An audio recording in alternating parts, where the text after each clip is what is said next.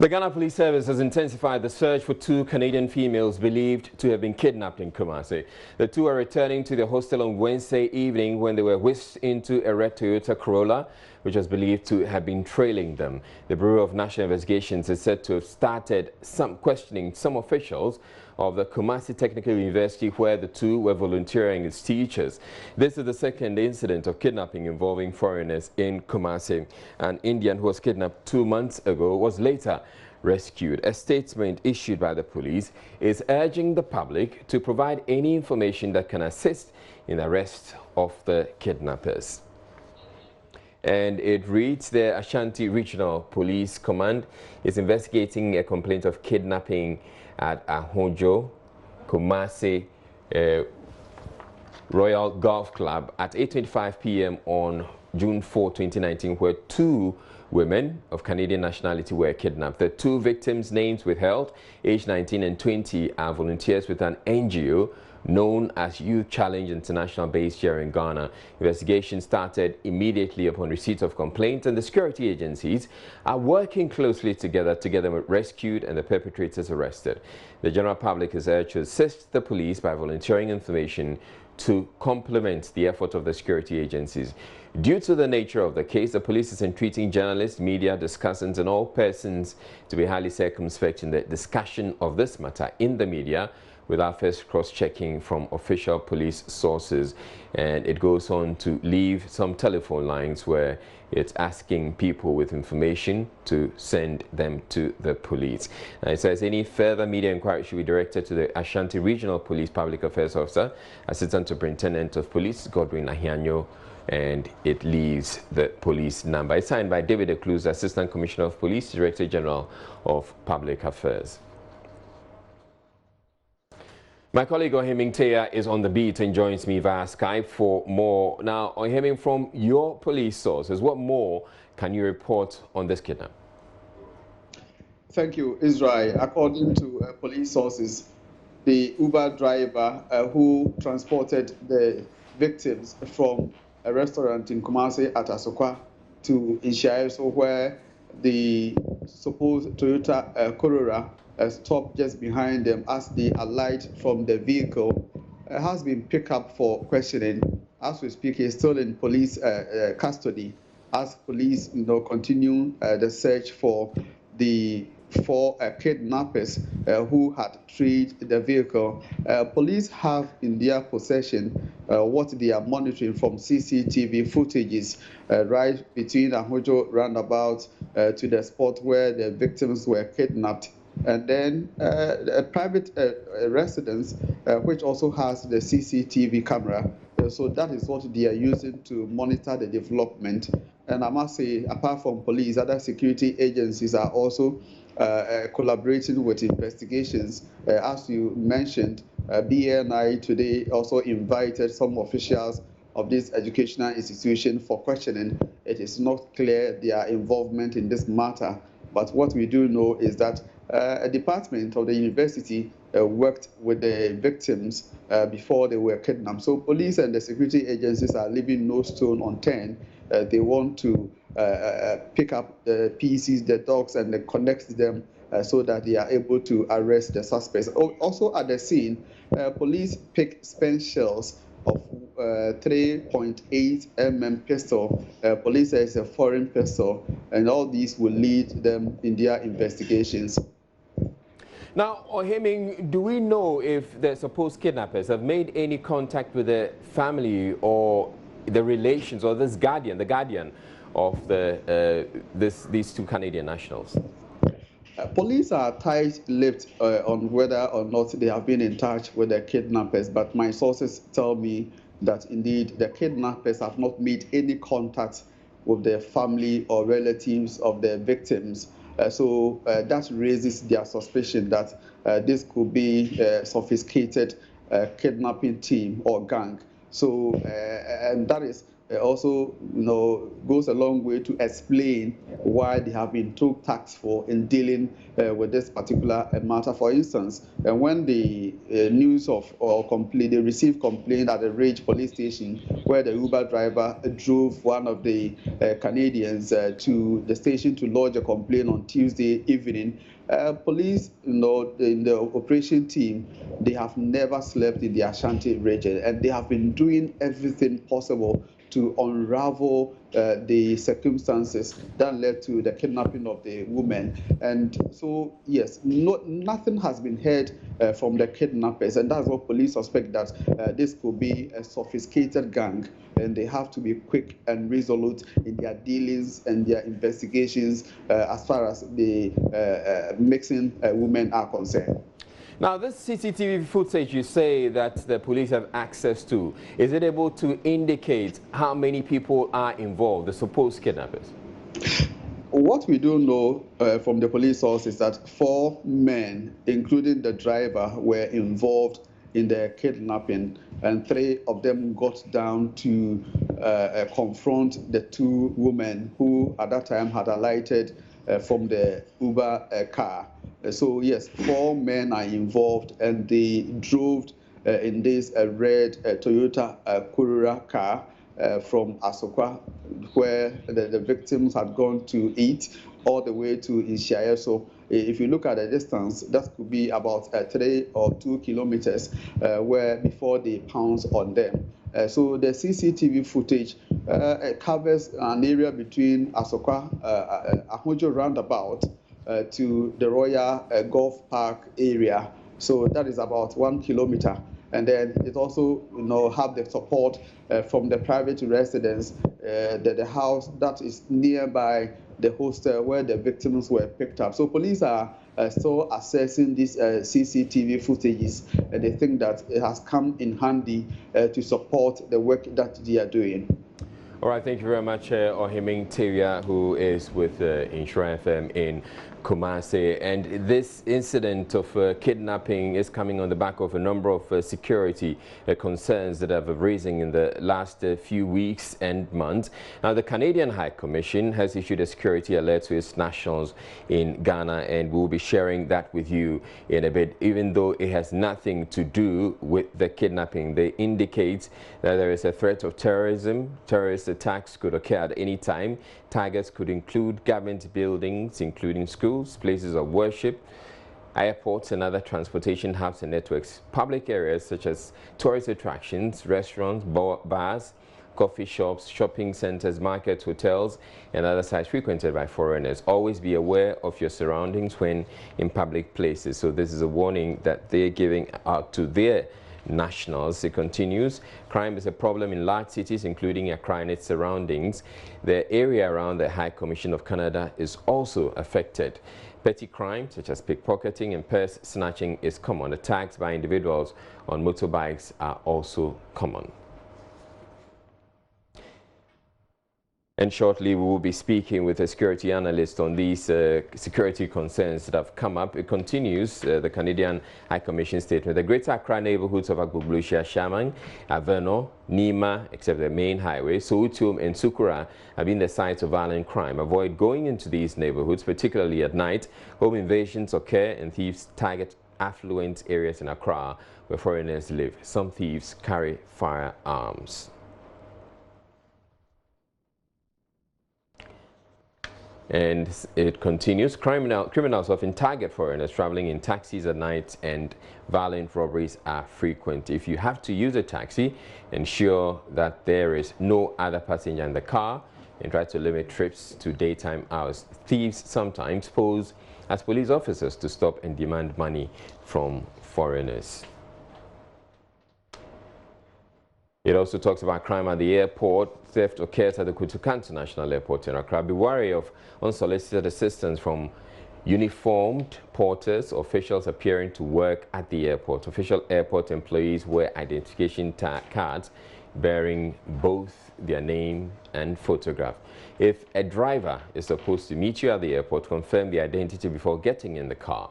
If not being met, use only officially marked taxis to travel from the airport into the city.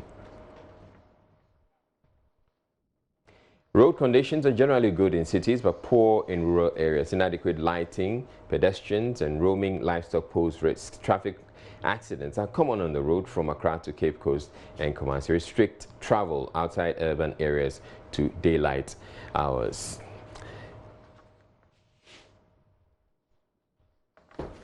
Now, Emmanuel Bombande is a security analyst, conflict resolution, peace building and development professionals. Thank you, professional. Thank you very much for joining us, Mr. Bombande. Now, we've heard the stories that are making the rounds. The most recent one has to do with the kidnapping, or what we believe to be kidnapping, of 2 Canadians in Kumasi. But it comes on the back of some terror threats and alerts that we're getting regarding the northern part of the country. What are we to make of all of this?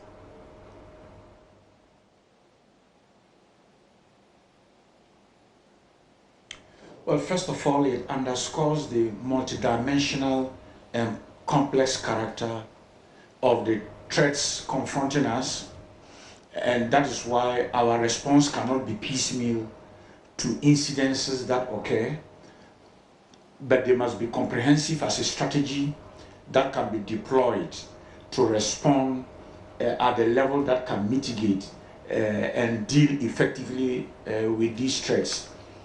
Now, I've listened to you speak specifically around the kidnapping of the 2 Canadian young women, but when I describe the multidimensional nature of these threats, what I mean is the interlinkages. Let me quickly make comments about the threat of the spread of violent extremism and terrorism from the Sahel that is knocking on our doors. We must understand that the arrest now of 2 people in Hamile is a trial test. These people are trying to find out how easy it is to infiltrate the borders of Ghana and possibly create a cell. And it is when that cell is established and operational that they can now launch terrorist attacks. And so our security agencies should go beyond just seeing the arrest as dealing with the problem and understanding the deeper meaning of what is yet to come. And to that extent, if they are able to make it very clear, with the support of our people who have maintained a high level of awareness, it would already send a signal that Ghana is very difficult to infiltrate. And that for me will be the good sign. But what does that mean? Yeah, it means we should do more of the type of public education and awareness that makes it possible for the 2 people, or the 2 people in the Catholic Church that alerted the police, their examples be replicated for as many Ghanaians as possible to see their roles and responsibility in supporting the police in this regard. So that will be one element. I say this based on the pattern that we have seen across the Sahel. They come into your community. In some cases, they've come into Muslim communities as Muslims. They were received with the best hospitality of the Islamic faith. When they left, they then organized and came back and attacked the community that received them. And so in some cases, it is to see how easy it is to infiltrate. In some cases, they even spend up to 3 days with you and look at your soft targets and prepare to come back and attack. And they have obviously the reasons that we all know. All right. Mr. Bombande. The same goes for kidnapping. All right. The security agencies are in the front line of the response. But as your statement, as you just referred to us, the police are asking the public to be benevolent and to be very proactive in supporting them with information, which is a good thing. But the police must also educate the people through other state institutions like the National Commission for Civic Education on what the public should be looking for, how are they aware, and how they do report. Let me give a quick example. The report about the potential threat in the Catholic Church in Hamile, the 2 people observed the nervousness of this man who was holding a gun, a pistol. And so they were able to study the body language of this man in church, and they concluded that there is something wrong.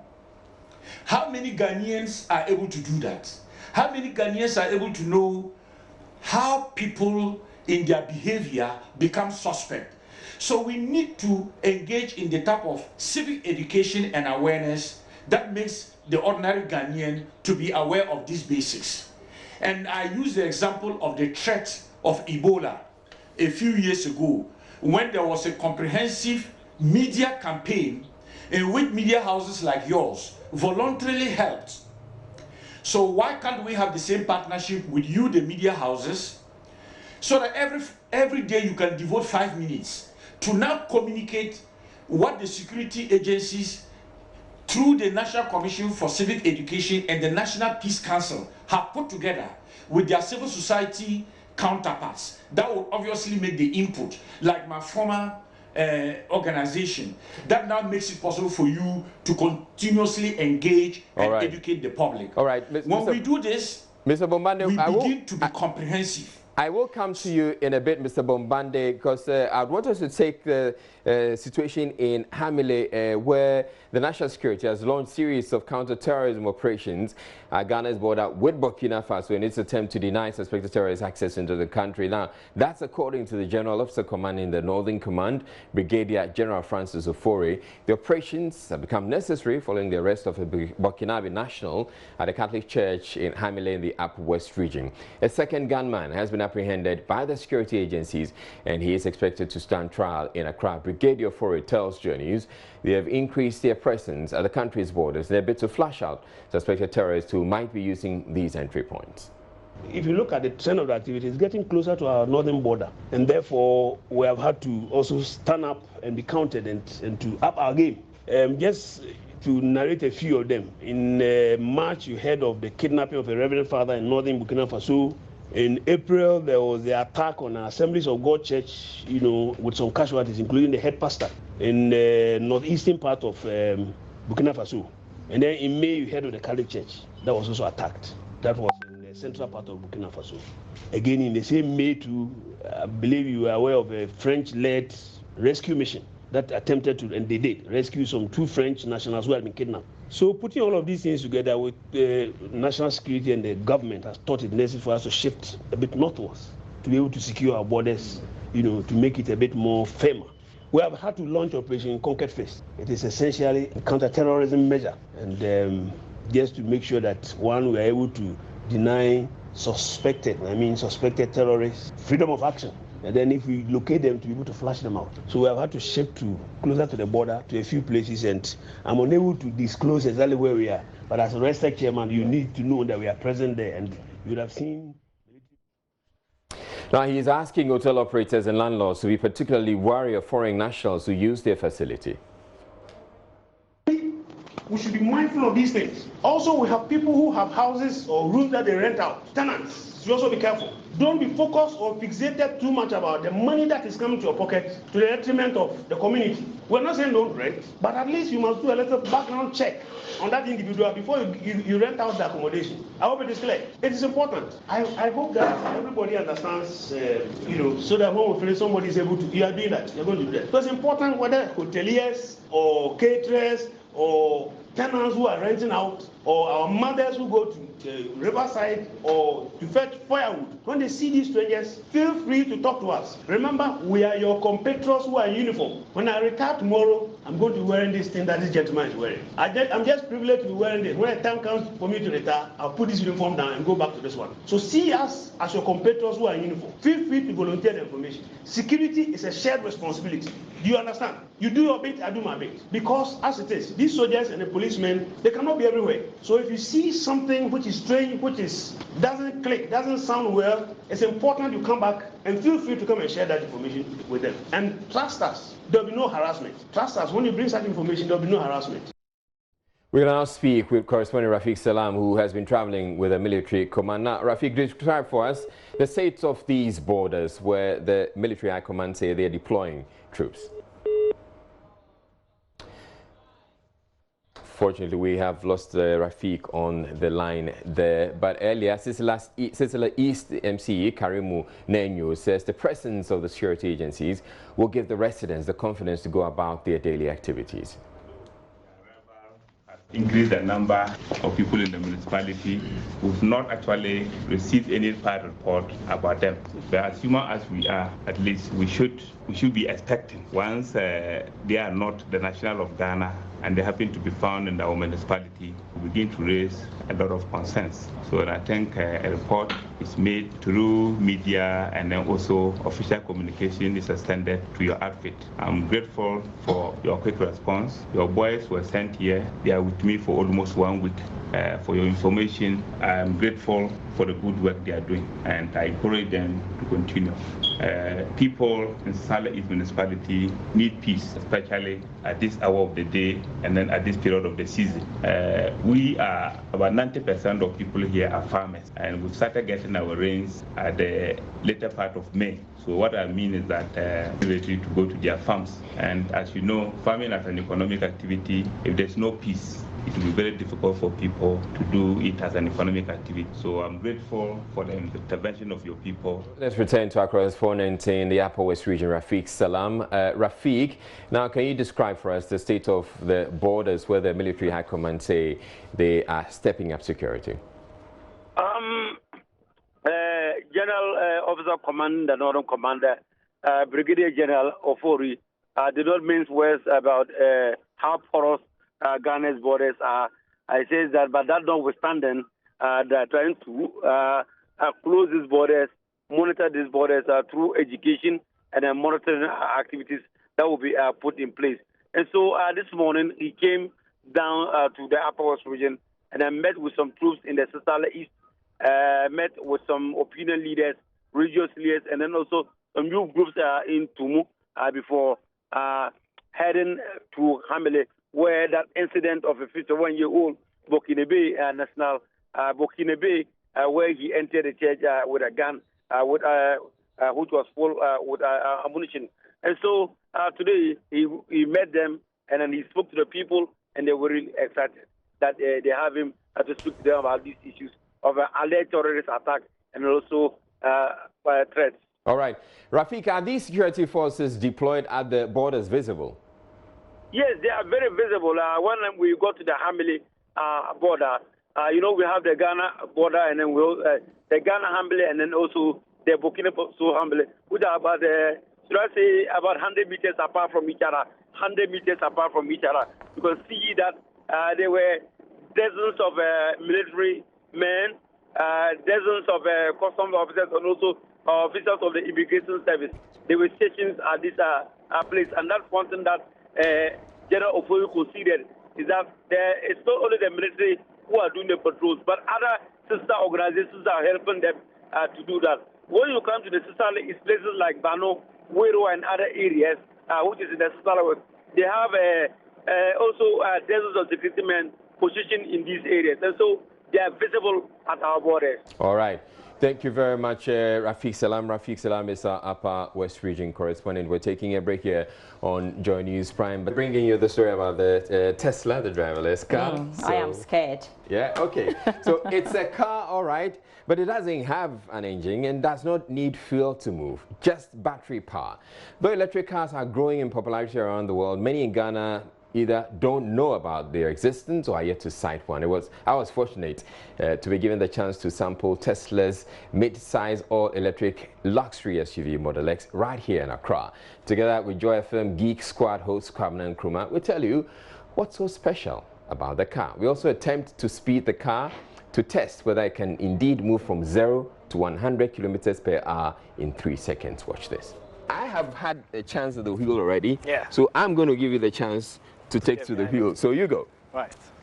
And then you watch. As he approaches, you see the lights come on and the vehicle door is opening by itself. I have to tell you, Israel, like, this is crazy. I have never experienced this in any car. I'm actually going to leave the door open because the doors can close by themselves by just the touch of a button. Here we have the Model X 75D. An image of the car. And the image of the car and the doors that are open at the moment, as you can see. All right, so let me help him. In fact, why don't you open the back door for him so he can get to his center? Okay, so Jonas, get in.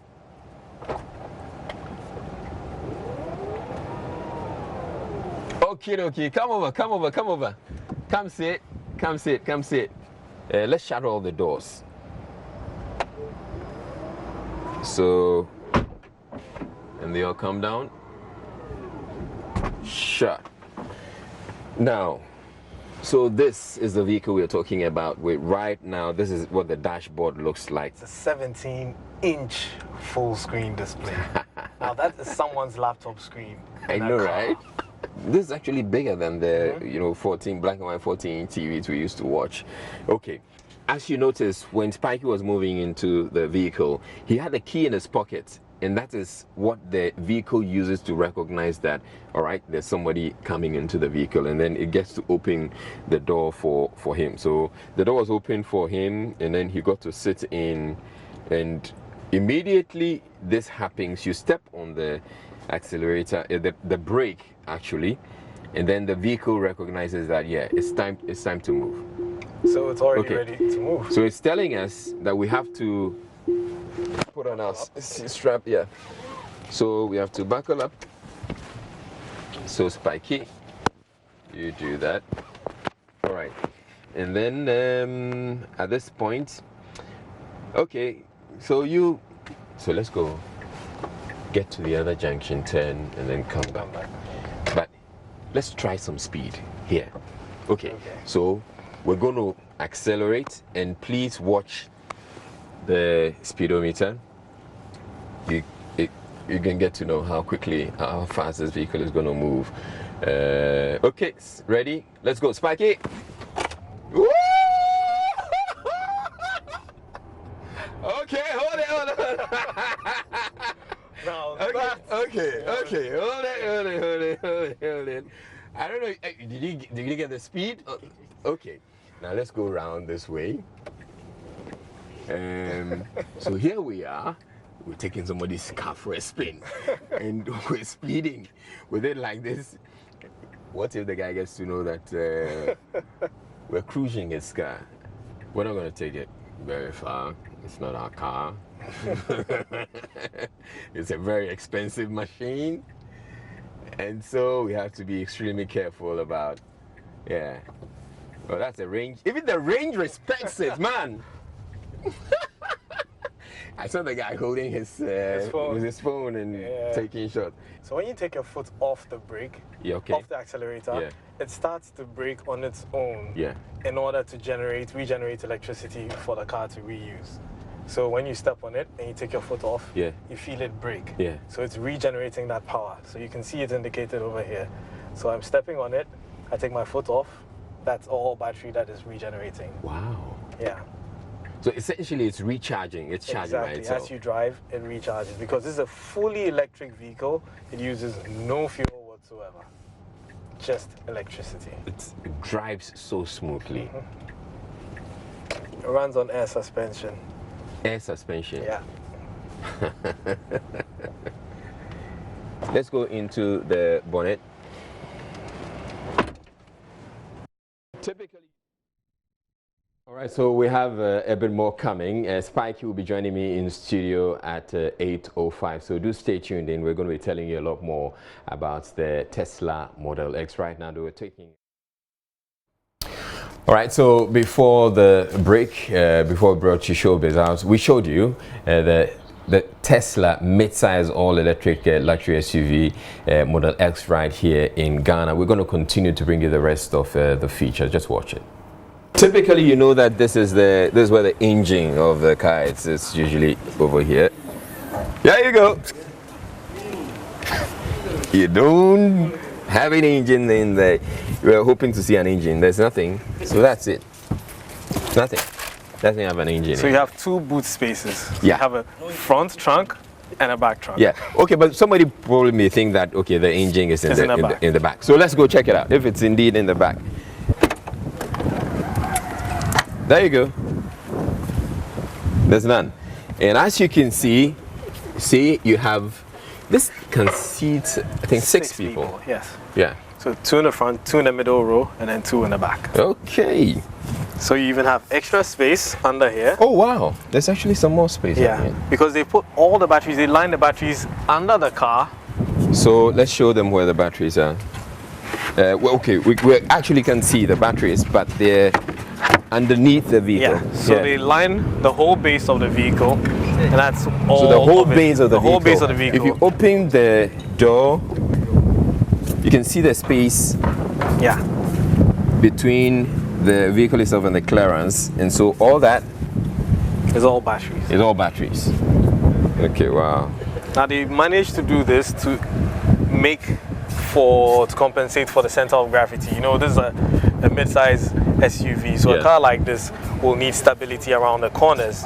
So putting all that batteries in the base increases its center of gravity. Okay, and keeps it very stable. Wow. Okay, now let's get into the car. There's something else the viewers need to know. One other feature of this vehicle, which is that unique, is the fact that it can drive itself. Yeah. You can actually get out of the driver's seat, come and sit in the back, and this vehicle can drive by itself. But why are we not trying it here, Spikey? This is Ghana. We actually tried. We actually tried setting it up, and we realized that you needed. We needed to get the app. Yes. So you downloaded the app, alright? Yes, I downloaded the app, but because I don't own the car. Yeah. So it says try some of the features. We don't know you. We don't know you. You're not a car owner. You're not a car owner. You haven't bought a Tesla. So you can't do anything.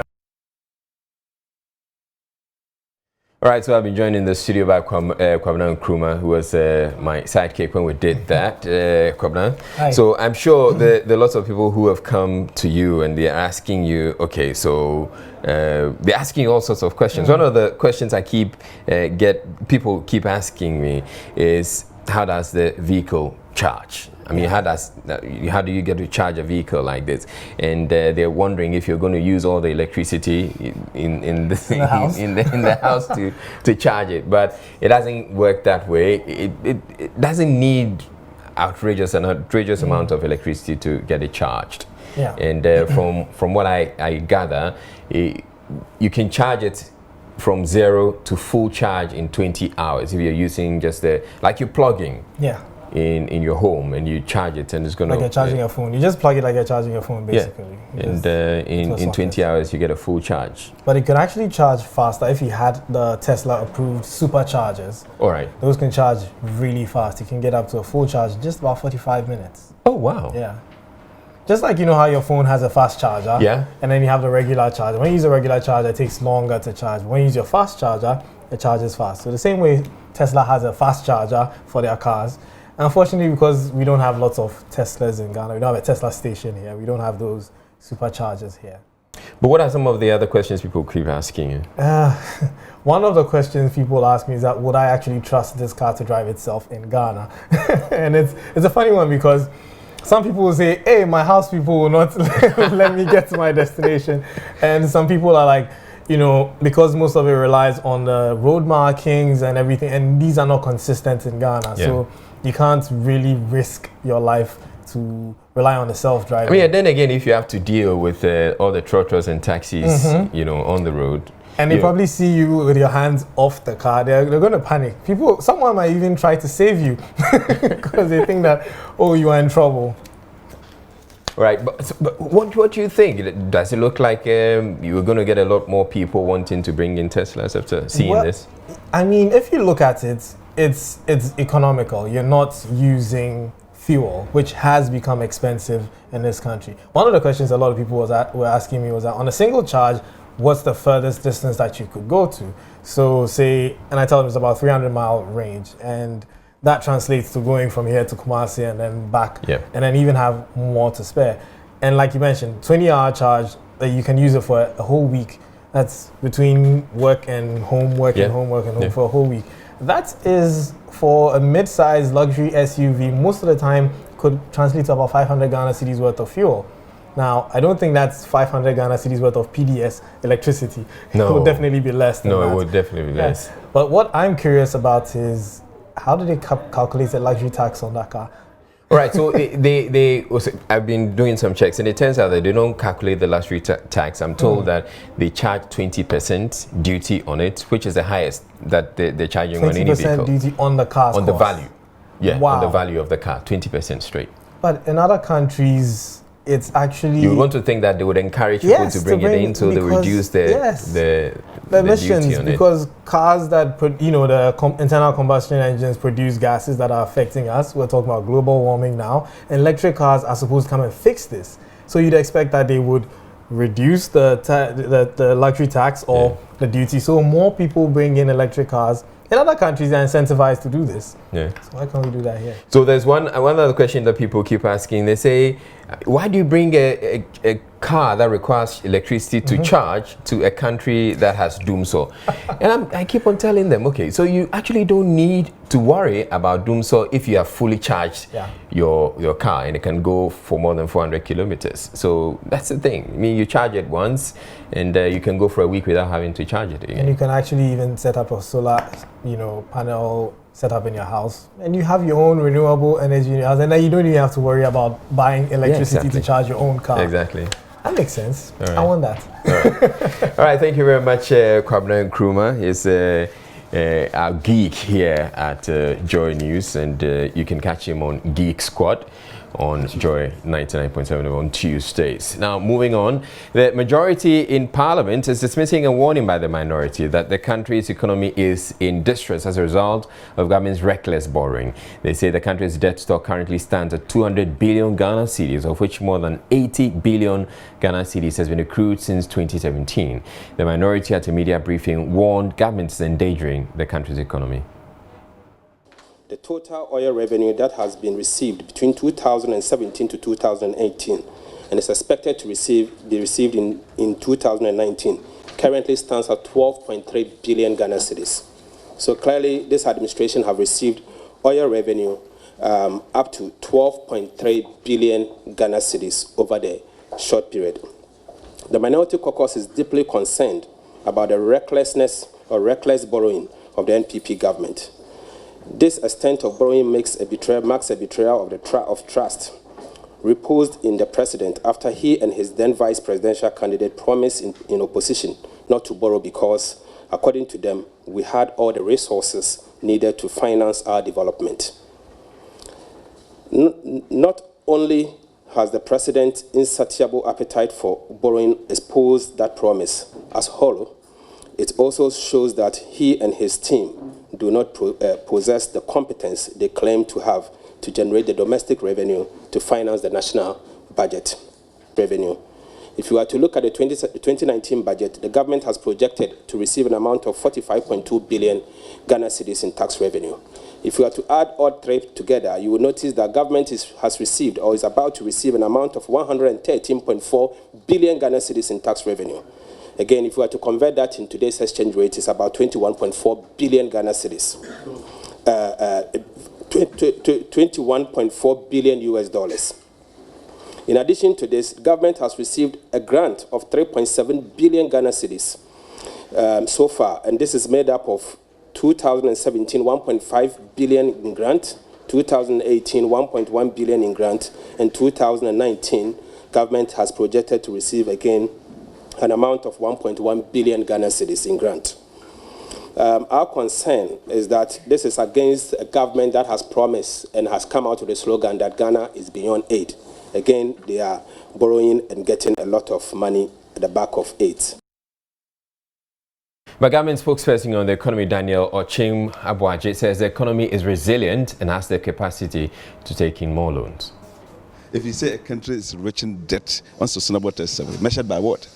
It is measured by, what do you call it, debt to GDP ratio, which is, as I speak to you, slightly over 57%. In good shape. They had it at 73.4. So they can say whatever they want to say, but the numbers can support that. So we can expect the government to continue doing the borrowing Joe, in order to get projects done, Joe, despite these Joe, concerns that are coming. even yourself, if you come to see me as a consultant, you're my friend. One of the secrets for success is borrowing your way into prosperity. You may not be able to grow your company or your whatever organically. If you use the money for the purpose for which you borrow, you can walk yourself out of poverty by borrowing responsibly. So borrowing by itself, as long as we remain a country where tax revenue is low, we don't have enough. Yet we are asking for road, we are asking for good hospitals, we are asking for our children to go to school. As long as we have needs, developmental needs, projects, roads, other things, we have to. But I can assure you, it will not make any sense for any government to sit down when people are dying of bad roads, when people are dying because of poor hospital facility, and you say, I don't want to borrow. What is that? Except to say that when you borrow responsibly. In 2008, government awarded a contract worth over 800,000 cedis to rehabilitate an irrigation dam at Nakore in the Upper West region. The same year, 75,000 cedis was also disbursed for the rehabilitation of an irrigation dam at Duri in the Upper West region. A project status implementation report from the Ghana Irrigation Development Authority dated February 13, 2019 indicated that the two dams had been completed. But JoyNews' Kwete Nate, who has been tracking oil-funded projects across the country, reports the Nakore and Duri dams are yet to be completed. It is one of the highlights of the latest JoyNews Hotline documentary, Leaking Oil, set for broadcast on Monday. Nakore is not the only community where government allocated oil funds to help farmers. In 2008, 75,000 cedis was disbursed for the rehabilitation of irrigation dam at Duri in the Upper West region. 11 years on, it's only a concrete wall that was constructed by the contractor JK Royal Friends Ghana Limited. Though oil monies have been budgeted for it, all I see here at Duri is a dam swamped by overgrown weeds. Solomon Maswaza is assembly member of the Nasahiri electoral area. He is unhappy with how it's affecting farmers in Duri. The dam project was allocated actually. We heard of the project, but we don't know the source of the funds. And then we don't even know the contractor who is at the site. So the district assembly, anytime they allocate a project to a community, we complain. It is always possible we should know the source of the funds and where the contractor comes from. Has this project been done? No, please. The project is not done. It is just this block you can see here. That's the bridge you can see here. That's the only work that I have done. How is the absence of an effective dam affecting, life here? Yes, actually, it is actually affecting our farmers. Our farmers here, sometimes it is good for our people to have garden at the dam here. But because of this project, we can't make any garden here. The contractor who was awarded the rehabilitation of Nakore Dam has agreed to meet me. I head to Tichima in the Bonohafu region. I meet Adam Wala, a tall, frail-looking old man. He claims he couldn't complete the project because he did not receive all the funds he needed for the job before the contract was abrogated.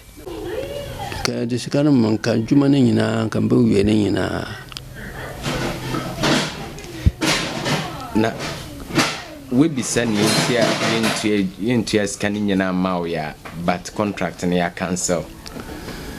When Mukoye minty, Minoho, Minim Huasam, Nipan song, say mean Jay Jumanam Gania. Gania, where friend of Wadia, why a friend of Wadia. Was he mean Jay Jumanam, see how see men fight one mano.